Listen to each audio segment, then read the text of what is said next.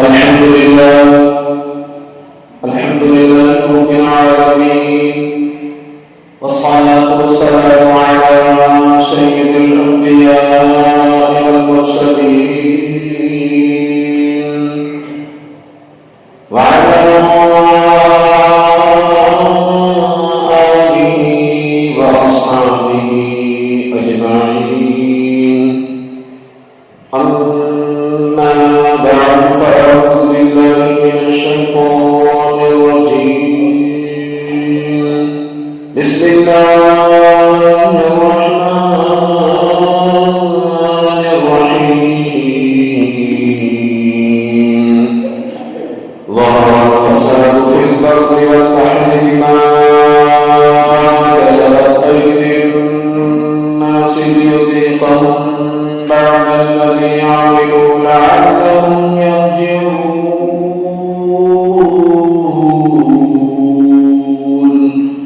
صدق الله العظيم.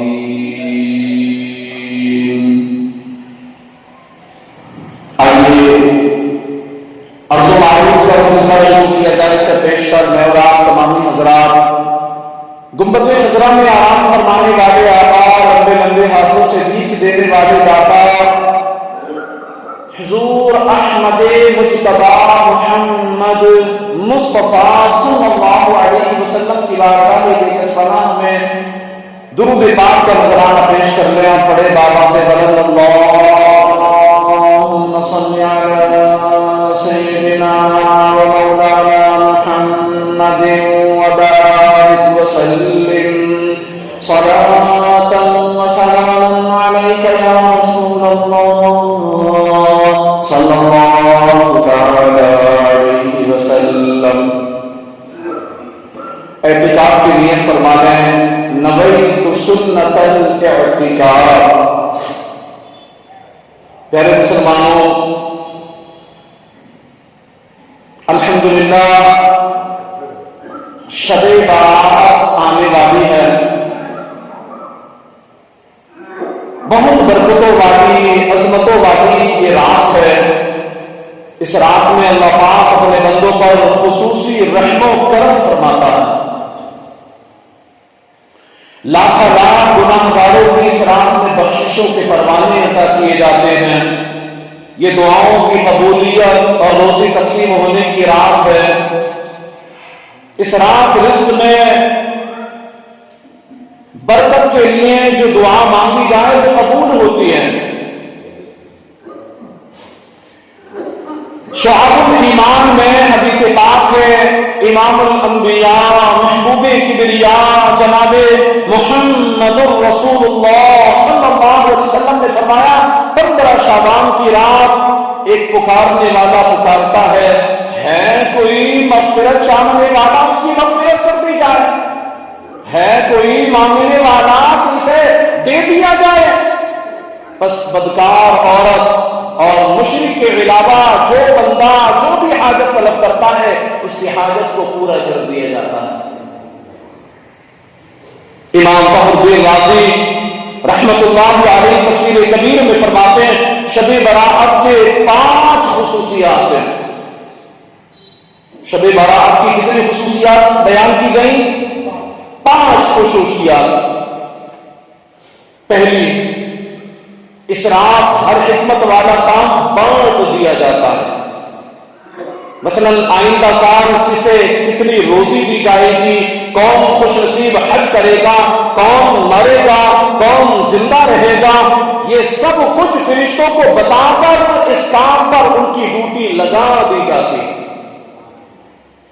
اس رات میں دوسری خصوصیت بیان کی کہ اس رات میں عبادت کے خصوصی فضائل ہیں. مثلا اللہ پاک کے آخری نبی صلی اللہ علیہ وسلم نے فرمایا جو بندہ شب برات میں 100 رکعت نوافل پڑھے اللہ پاک اس کے پاس 100 فرشتے بھیجتا ہے. توجہ کریں، کتنے فرشتے؟ 100 فرشتے بھیجتا ہے. ان میں سے 30 فرشتے اسے جنت کی بشارت دیتے ہیں، 30 فرشتے اسے جہنم سے آزادی کی خوشخبری سناتے ہیں، 30 فرشتے اسے دنیاوی آفات سے بچاتے ہیں، اور 10 فرشتے اس کی شیطان سے حفاظت کرتے ہیں. لیکن یہ ہے اس کے لیے جو اس رات کو زندہ کرے، یعنی شب بیداری کرے اور پھر اس رات میں خوب عبادت کرے، تلاوت قرآن کرے، نمازیں پڑھے۔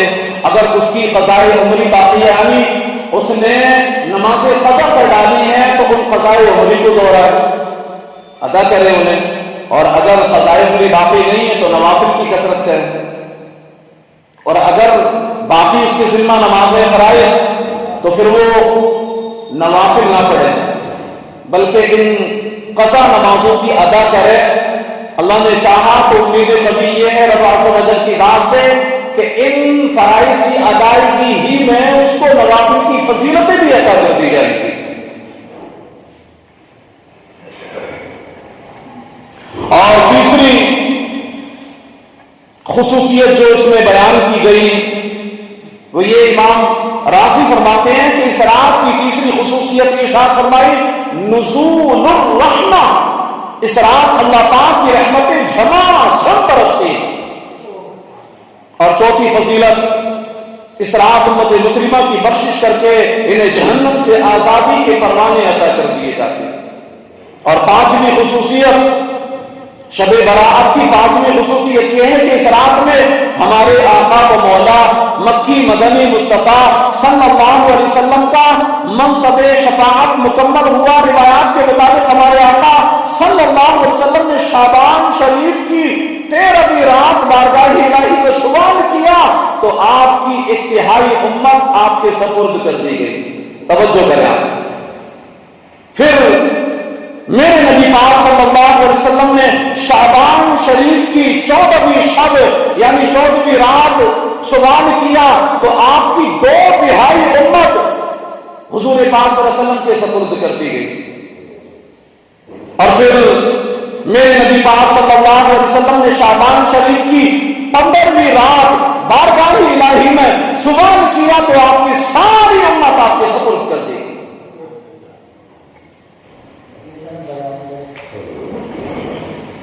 اللہ پاک ہمیں شب برات تک پہنچنا نصیب فرمائے، اس مقدس رات میں عبادت کرنا بھی نصیب کرے، اور اس رات کی برکت سے ہماری بخشش و مغفرت بھی فرما دے، آمین بجاہ نبی الامین صلی اللہ علیہ وسلم۔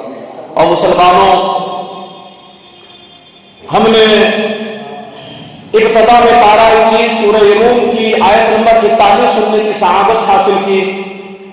اللہ پاک اس میں ارشاد فرماتا ہے ظہر الفساد فی البر والبحر بما کسبت ایدی الناس لیذیقہم بعض الذی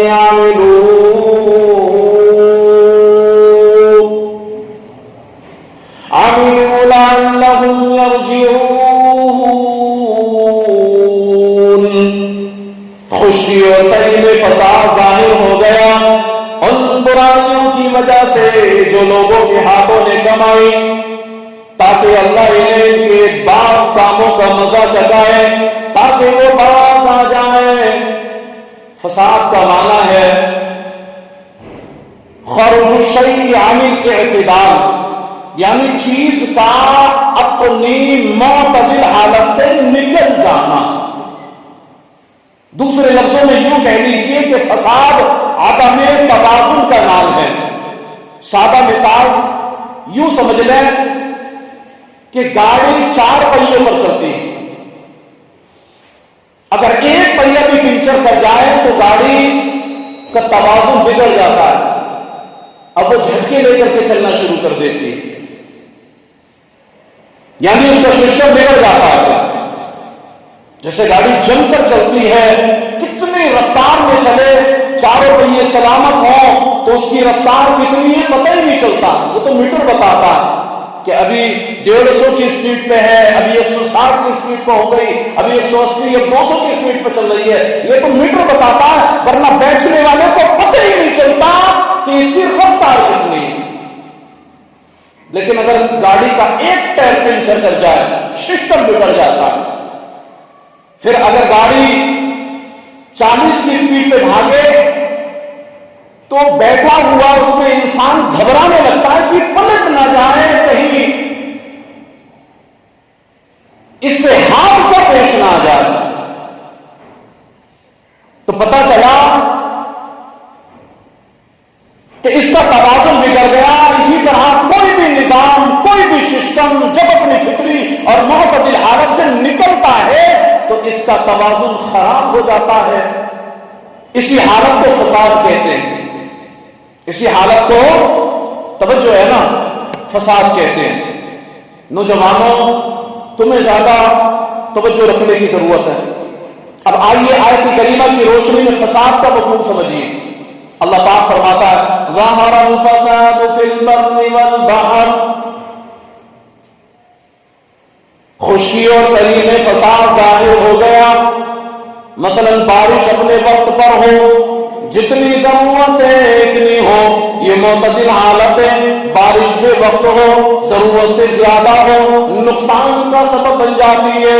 سیلاب آتے ہیں، گھر تباہ کر جاتے ہیں، فصلیں برباد ہو جاتی ہیں، مہنگائی زور پکڑ جاتی ہے تو قومیں اناج کی قلت میں مبتلا ہو جاتی ہیں، غربت بڑھتی ہے اور وسائل کی کمی واقع ہو جاتی ہے.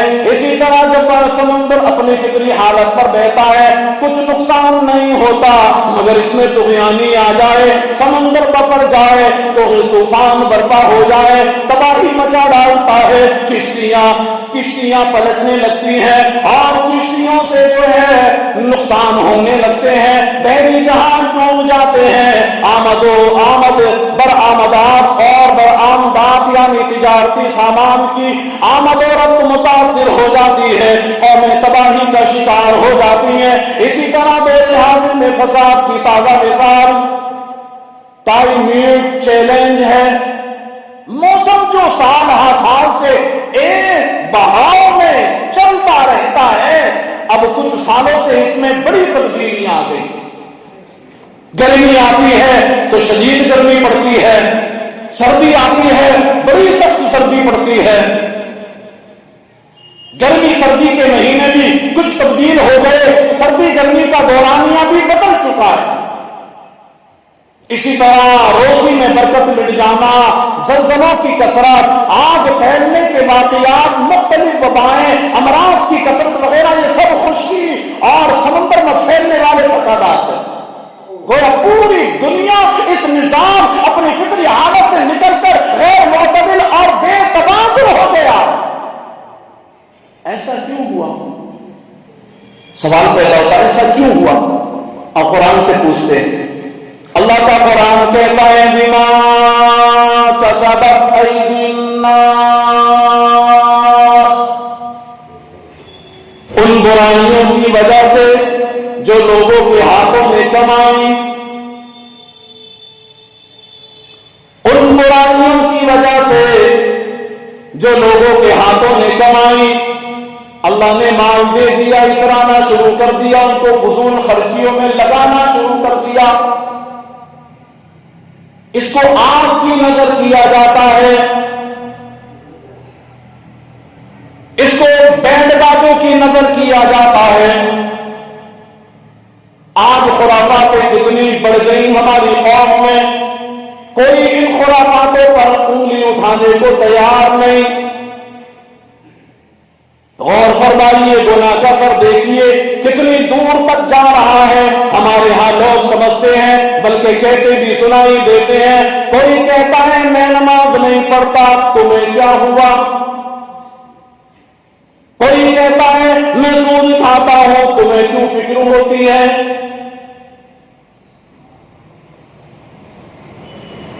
جیسی مرضی میں کہوں، میری زندگی ہے، مجھے جینے دو، میری زندگی میں انٹرفیئر نہ کرو. یوں لوگ کہتے ہوئے نظر آتے ہیں، گویا گناہوں پر ڈھیلا نہیں دکھاتے ہیں. اور مسلمانوں ایسا نہیں ہے، گناہ کا اثر ایک فرد تک نہیں رہتا. ایسا نہیں ہے کہ ایک بندہ گناہ کر رہا ہے تو اس کا اثر صرف اسی تک رہے گا. نہیں،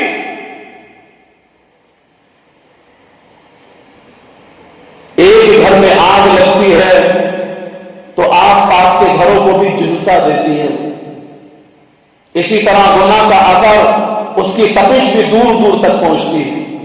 یہاں تک کہ جب معاشرے میں گناہ زیادہ پھیل جائے، اس کی نحوست سے پوری کائنات کا توازن بگڑ کیا زمین، کیا سمندر، کیا خشکی، کیا دری، گناہوں کی نحوست پورے نظام پر اثر انداز ہو جاتی۔ بخاری و مسلم شریف کی حدیث پاک میں ہے، حضرت ابو قتادہ انصاری رضی اللہ تعالیٰ فرماتے ہیں کہ مرتبہ ہم رسول ذیشان مکی مدنی سلطان صلی اللہ علیہ وسلم کی خدمت بابرکت میں حاضر تھے، اتنے میں ایک جنازہ گزرا، آپ نے فرمایا مستریح او مستراح من، یا تو یہ راحت پا گیا اس سے راحت مل گئی۔ صحابہ کرام نے عرض کیا رسول اللہ فداک ابی و امی، ہمارے ماں باپ آپ پر قربان ہو جائے، یا رسول اللہ من مستریح والمستراح من، اس کا راحت پانا ہے، اس سے راحت ملنا کیا ہے؟ میرے آقا نے فرمایا العبد المؤمن یستریح من نصب الدنیا، بندہ مومن جب انتقال کرتا ہے تو دنیا کی مشکلات سے آرام پا لیتا ہے۔ والعبد الفاجر یستریح منه العباد، والبلاد شجر والبلاد والشجر والدواب، آج جب فاجر و گناہگار بندہ مرتا ہے تو اس سے بندے ملک درخت اور جانور سب راحت پا جاتے ہیں۔ اللہ اکبر، پتہ چلا بندے کا گناہ صرف اسی کے حق میں تکلیف کا سبب نہیں ہوتا، بلکہ ایک شخص کا گناہ سارے لوگوں، شہروں، درختوں، جانوروں سب کو تکلیف میں ڈالے رکھتا ہے۔ جی ہاں، سب کو تکلیف میں ڈالے رکھتا ہے۔ جب ایسا گناہگار مر جاتا ہے تو لوگ، شہر، درخت اور جانور سب اس تکلیف سے نجات پا جاتے ہیں۔ موٹی سی مثال دے دوں، آج کے حکمران ان کے ظلموں سے کم سے کون بچا ہوا؟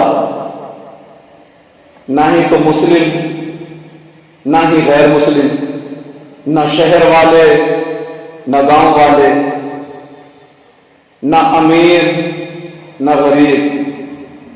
جب یہ مریں گے تو کیا سب کو راحت نہیں ہوگی؟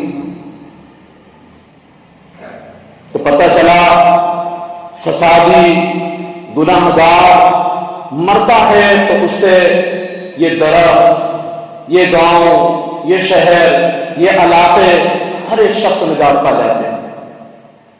اور اگر نیک، پرہیزگار، متقی، اللہ کا مطیع و فرما بردار مرتا ہے، اس دنیا سے رخصت ہوتا ہے تو وہ اس دنیا سے نجات پا جاتا ہے۔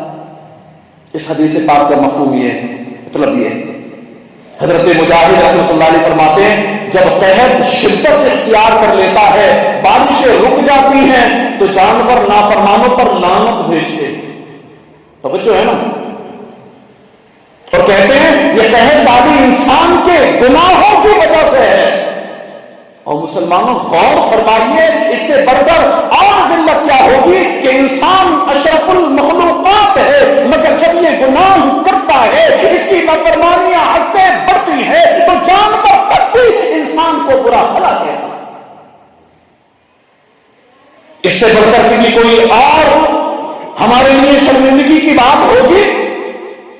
معلوم ہوا جو نافرمان ہے وہ اپنی فضیلت کھو بیٹھتا ہے، درجہ انسانیت سے گر کر ذلت کے گہرے گڑھے میں جا پڑتا ہے۔ اسی طرح بعض کتابوں میں عبرتناک واقعات بھی لکھے ہیں کہ ایک بار اللہ کے پیارے نبی سیدنا حضرت عیسیٰ روح اللہ علی نبینا علیہ الصلوۃ والسلام کا ایک پہاڑ پر گزر ہوا۔ توجہ رکھیے گا بات پر۔ آپ نے دیکھا وہاں ایک شہر ہے، اللہ پاک نے شہر کو بے شمار نعمتوں سے نوازا۔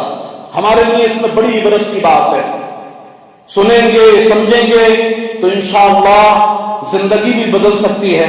یہ واقعات جو ذکر کیے جاتے ہیں مزے کے لیے نہیں ہوتے، نصیحت کے لیے ہوتے ہیں۔ ہم اور آپ سنیں گے اور نصیحت لینے کی کوشش کریں گے. بڑی نصیحت ہے ان واقعات میں. تو فرمایا کہ شہر کو بے شمار نعمتوں سے اللہ پاک نے نوازا ہے. وہاں باغات ہیں، پھل ہیں، پھول ہیں، وہاں کے رہنے والوں کے پاس مال ہے، مویشی بھی ہیں، اور سب اللہ پاک کی اطاعت اور عبادت کرتے ہوئے خوشحال زندگی گزار رہے. ان شہر والوں نے جب اللہ پاک کے نبی حضرت سیدنا عیسیٰ علیہ السلام کو دیکھا تو آپ کی نہایت تعظیم کی، بہت احترام سے پیش آئے. 3 سال کے بعد سیدنا عیسیٰ علیہ السلام کا دوبارہ اس جگہ سے گزر ہوا تو آپ یہ دیکھ کر حیران رہ گئے کہ شہر کے باغات اور مکانات اجڑ گئے ہیں، نہریں اور چشمے خشک ہو چکے ہیں. اب نہ وہاں پھول ہے، نہ پھل ہے، نہ جانور ہے، نہ کوئی آدمی وہاں رہتا. ایسے خوشحال شہروں کا ایسے اجڑ جانا یہ حیرت کی بات ہی ہے.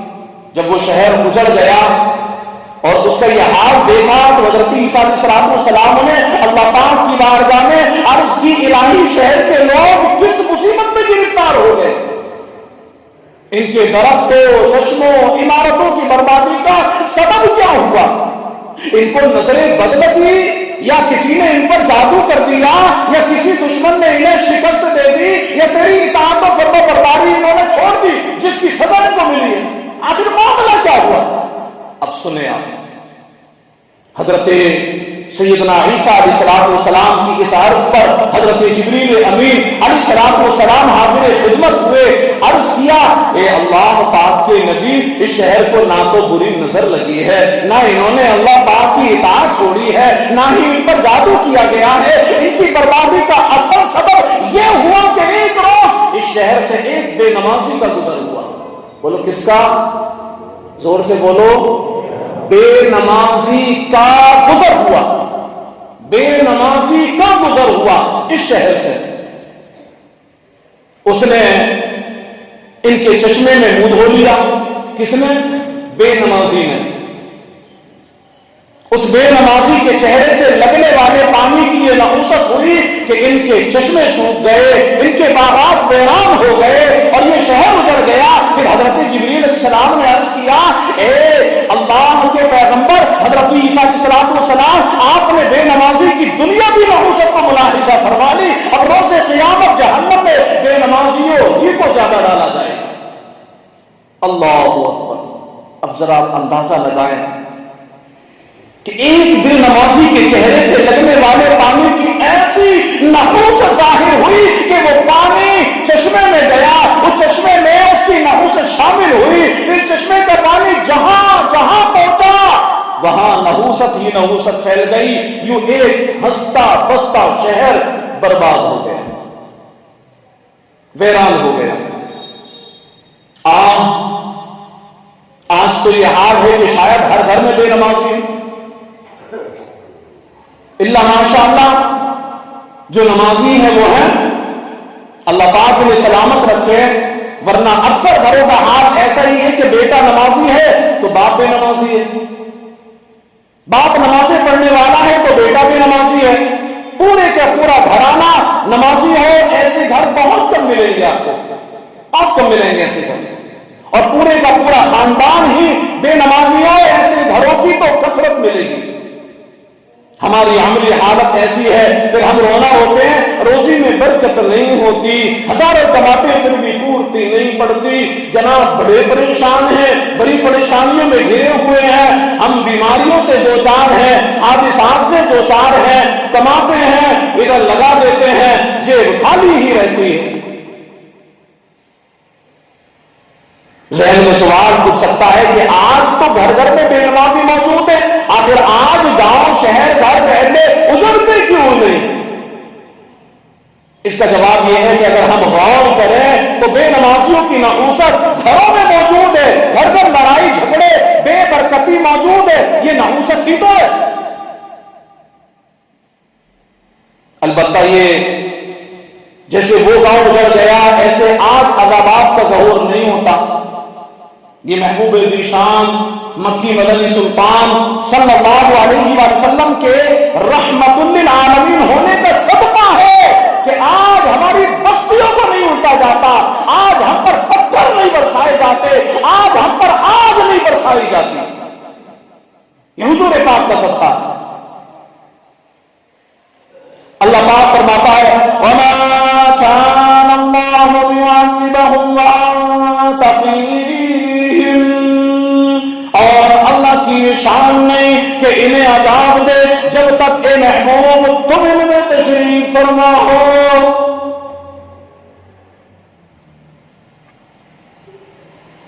مسلمانوں کی پیاری امی جان حضرت ام سلمہ رضی اللہ عنہا فرماتی ہیں رسول پاک صلی اللہ علیہ وسلم نے فرمایا اذا ظهر السوء في الارض انزل الله تعالى بأسه بأهل الارض، جب زمین میں برائی پھیل جاتی ہے تو اللہ پاک اس کا وبال اہل زمین پر اتارتا ہے. حضرت ام سلمہ فرماتی ہیں میں نے عرض کیا یا رسول اللہ صلی اللہ علیہ وسلم میرے ماں باپ پر قربان ہو جائیں یا رسول اللہ وَإِن كَانَ فِيهِمْ صَالِحُونَ، چاہے اس قوم میں نیک لوگ بھی ہوں. تو میرے نبی پاک صلی اللہ علیہ وسلم نے فرمایا نعم وَإِن فِيهِمْ صَالِحُونَ يُصِيبُهُم مَّا أَصَابَ النَّاسَ ثُمَّ يَرْجِعُونَ إِلَىٰ رَحْمَةِ اللَّهِ. ہاں نیک لوگ بھی برائی کے وبال کی لپیٹ میں آتے ہیں. گناہوں کے سبب سیلاب آیا تو نیک بھی سیلاب میں مبتلا ہوں گے، قحط پڑا نیک لوگ بھی قحط میں مبتلا ہو جاتے ہیں. البتہ پھر نیک لوگوں کو اللہ پاک کی رحمت کی طرف پھیر دیا جاتا ہے. گناہ چھوٹا ہو یا چاہے بڑا، گناہ آخر گناہ ہی ہے. جب کوئی گناہ یا نافرمانی معاشرے میں پھیل جاتی ہے تو اس کی نحوست بھی پھیل جاتی ہے. اس لیے ہمیں چاہیے کہ خود بھی گناہوں سے بچا کرے اور دوسروں کو بچنے کی تلقین بھی کیا کرے. آج حال تو بے حال ہے. کیا ہمارے بزرگ، کیا نوجوان، کیا بچے، ہر ایک شخص جو ہے اپنی اپنی مگن میں مگن ہے. کسی کو کسی کی نہیں پڑی. وہ کسی نے کہا یا شیخ اپنی اپنی دے، وہی معاملہ ہے. میں میری قبر میں سوؤں گا، تم تمہاری قبر میں سو گے، تم جو کرو میں نہیں ٹوکوں گا، میں جو کروں تم مت ٹوکنا، کرنے دو جو جیسا کر رہا. یہی تو وجہ ہے. وہ مثال کسی بزرگ نے دی کہ ایک جو ہے دریا میں کشتی روانہ ہوتی ہے اور لوگ جو ہے اس پار سے اس پار جانا چاہتے ہیں تو اس کشتی میں سوار ہوتے ہیں. کشتی 2 مالا ہے اور اس کشتی میں قرہ ڈالا جاتا ہے. بعض کے حصے میں نیچے کا حصہ آتا ہے، بعض کے حصے میں اونچا اوپر کا. اب جو نیچے منزلے میں جو رہنے والے تھے ان کو پانی لینے کے لیے اوپر جانا پڑتا تھا. اب جب اوپر جاتے تو ان کے چہرے پر شکن آتی، تکلیف ہوتی. تو نیچے جو ایک تھا سرفراں، اس نے دیکھا میرے جانے کی وجہ سے اوپر والوں کو تکلیف ہوتی ہے، لہذا میں اوپر تو نہیں جاؤں گا. سمندر میں تو کشتی چل رہی ہے، لہذا میں ایسا کرتا ہوں کہ ایک پٹلا اٹھاڑ دیتا ہوں، اب اس میں سے جو پانی نکلے گا اسی سے میں سیراب ہوتا رہوں گا. کاہے اوپر جانے کی ضرورت ہے بھیا؟ اس نے کلہاڑی لی اور کشتی کو توڑنا شروع کر دیا. اب جو ہے اس کشتی کو توڑنے والے جس کے ہاتھ میں کلہاڑی ہے وہ پانی نکالنا چاہتا، اس کو اگر نہ روکے یہ کشتی والے تو آپ ذرا بتائیں کیا یہ اکیلا ہی ڈوبے گا کشتی توڑنے والا؟ یہ کشتی میں جتنے لوگ ہیں سب ڈوبیں گے؟ آپ سے سوال ہے، بتائیں ذرا. کام تو ایک کر رہا ہے، کلہاڑی ایک کے ہاتھ میں، کشتی توڑنے کے کام ایک کر رہا ہے، لیکن جو اس میں سوار ہیں سارے کے سارے اس کی زد میں آنے والے ہیں، سب کے سب اس پر غرق ہو جائیں گے اگر اس کشتی توڑنے والے کو نہ روکے، اس کا ہاتھ نہ پکڑے. بس یہی مثال ہمارے معاشرے کی بھی ہے. ہمارے معاشرے میں اگر آج کوئی ایک گناہ کرتا ہے ہم اس کا ہاتھ نہ پکڑیں, ہم اس کو نہ روکیں, تو یاد رکھیں آج یہ ایک ہے, کل اس کے ساتھ 2 ہوں گے, پرسوں 3 ہوں گے. یوں کرتے کرتے یہ پورا معاشرہ چپیٹ میں آ جائے گا اور یوں پورا معاشرہ تباہ و برباد ہو جائے گا. آج ہم دیکھیں ہمارے یہاں پر شادیوں میں کیا کیا ہوتا ہے. اللہ نے مال دے دیا تو کوئی روکنے والا نہیں, اس مال کو آگے بھی نظر کیا جاتا ہے. ہزاروں کے پٹاخے منگائے جاتے ہیں, کئی ہزار ان پٹاخوں میں, ان آتش بازیوں میں نظر کر دیے جاتے ہیں. جناب ان ہزاروں کو اگر غریبوں کو دیں گے تو کیا ان سے تمہیں دعا نہیں ملے گی؟ آپ ذرا معائنہ کریں. صرف آپ نے آج تک اپنا دیکھا ہے, میں ہی زیادہ پریشان ہوں. مجھ سے زیادہ پریشان کون ہو گیا؟ تم نکلو تو ذرا. جب آپ اس نیت سے نکلیں گے اور لوگوں کا معائنہ کریں گے تو پتا چلے گا آپ کو کہ بعض گھر ایسے ہیں کہ جن کے گھروں میں بچوں کو دودھ پلانے کے لیے پیسے نہیں ہیں. بعض ایسے گھر بھی ہیں کہ جہاں دوا دارو کے لیے پیسے نہیں ہیں. بعض ایسے ہیں کہ جو بھر پیٹ پورے طریقے سے کھانا بھی نہیں کھا پاتے. جی ہاں, کیا سمجھتے ہیں آپ ہم ہی زیادہ پریشان ہیں؟ نہیں پیارے, ایسا نہیں ہے. اللہ پاک نے ہمیں مال دیا ہے نا, تو یہ نہ سمجھے کہ یہ مال صرف میرے ہی ہے. اگر اللہ پاک نے آپ کو مال دیا ہے تو یاد رکھیں میری بات کو کہ اس مال میں غریبوں کا اللہ پاک نے حق رکھا ہے. اس مال سے اگر ہم غریبوں کا حق ادا کرتے رہیں گے تو سلامت رہیں گے, ایمان سلامت رہے گا, اعمال سلامت رہیں گے, معاشرہ سلامت رہے گا, بستیاں سلامت رہیں گی, شہر سلامت رہیں گے. اور اگر آپ نے اس کا الٹ کرنا شروع کر دیا تو خیر منائے کہ پھر تباہی و بربادی کو آپ نے دعوت دے دی. پھر جب ایک گھر جلتا ہے تو آس پاس کے گھر بھی سلامت نہیں رہتے, وہ بھی جھلس جاتے ہیں. ایسی کئی ساری خرافات ہیں شادیوں ہی میں. جی ہمارے ہاں بہت سارے ایسے ہیں جو اپنا آپ کو بڑا دیندار سمجھتے ہیں, اور پھر جو ہے ساری کی ساری تبلیغیں, ساری کی ساری نیکی کی دعوت ہیں, یہ سب امام کے یا علماء کے سر ہی ٹھوک دیتے ہیں. جناب انہی کا تو کام ہے نیکی کی دعوت دینا, ہمارا کام تھوڑی ہے. نہیں جناب, آپ بھی مسلمان ہیں, آپ بھی ایمان والے ہیں, آپ بھی نبی پاک صلی اللہ علیہ وسلم کا کلمہ پڑھنے والے ہیں. آپ کی بات بھی معاشرے میں مانی جاتی ہے, نہیں مانی جاتی؟ آپ مجھے بتائیں ذرا, ایک گھر میں ہمارے جو بزرگ ہیں اتنے سارے بیٹھے ہیں, کیا آپ کی بات آپ کے گھر میں نہیں مانی جاتی ہے؟ آپ گھر کے حاکم ہیں, ہر محلے میں کئی شخص ایسے ہوتے ہیں کہ پورا محلہ ان کی بات مانتا ہے. تو ایسا تو ہے نہیں کہ وہ جو محلے میں بھاری بھرکم لوگ ہیں وہ سب کے سب عالم ہی ہوں گے. نہیں, مسلمان تو لیکن ہے نا وہ, جب محلہ ان کی بات مانتا تو ان کو چاہیے کہ خرافاتوں کو مت کرے. محلہ جب ان کی بات کی قدر کرتا ہے, تعظیم کرتا ہے, تو ان کو چاہیے کہ وہ اسلام کی مضبوطی کے لیے اپنے قدموں کو بھی اٹھاتے رہیں. فرض بنتا ہے. آج دیکھیں میں ایک خرافات اور بتاؤں آپ کو. ہمارے یہاں شادی والے گھر میں مہندی کی رسم ہوتی ہے کہ نہیں ہوتی ہے؟ سب خاموش بیٹھے ہیں, ایسا لگتا نہیں ہوتی ہے. شاید ہوتی ہے کہ نہیں ہوتی ہے؟ اس مہندی کی رسم میں کیا ہوتا ہے, لڑکے کو لڑکیاں مہندی لگانے جاتی ہیں. کیا یہ صحیح بات ہے؟ نہیں ہونا چاہیے نا ایسا. ارے جناب, یہ زنا کے اڈے کھولنے, یہ زنا کے دروازے کھولنے کا سبب ہے. یہیں سے تو زنا کے دروازے کھلتے ہیں, یہیں سے تو خرافات کے دروازے کھلتے ہیں. ان پر روک لگانا چاہیے ہمارے بزرگوں کو. ہندوستان کا ماحول تو بڑا عجیب ہے. حالانکہ چاہے وہ پھوپھی زاد بہن ہو, خالہ زاد بہن ہو, تایا زاد بہن ہو, چاچا زاد بہن ہو, ان سب کو پردے کا حکم ہے. کیونکہ چاچا کا لڑکا, خالو کا لڑکا, پھوپھی کا لڑکا, ماما کا لڑکا, یہ سب ان کے لیے غیر محرم ہے. لیکن نہیں ہوتا ایسا. ایسا ہوتا نہیں. تو ایک جو ہے سبب یہ بھی ہے برائیوں کو جنم دینے کا. خیر بات ہماری ادھر نہیں تھی. گناہ لیکن گناہ ہوتا ہے. جب کوئی گناہ یا نافرمانی کرتا ہے تو خیر وہ اللہ کے غضب کو دعوت دیتا ہے. ہمیں چاہیے کہ ہم خود بھی ان تمام گناہوں سے بچیں اور اپنے معاشرے کو بالخصوص اپنے معاشرے کے نوجوانوں کو ان گناہوں سے بچنے کی پوری کوشش کریں کہ ان کو روکیں. اللہ پاک ہم سب کو کہنے سننے سے زیادہ عمل کرنے کی توفیق عطا فرمائے. آمین بجاہ النبی الامین صلی اللہ علیہ وسلم. وما علینا الا البلاغ.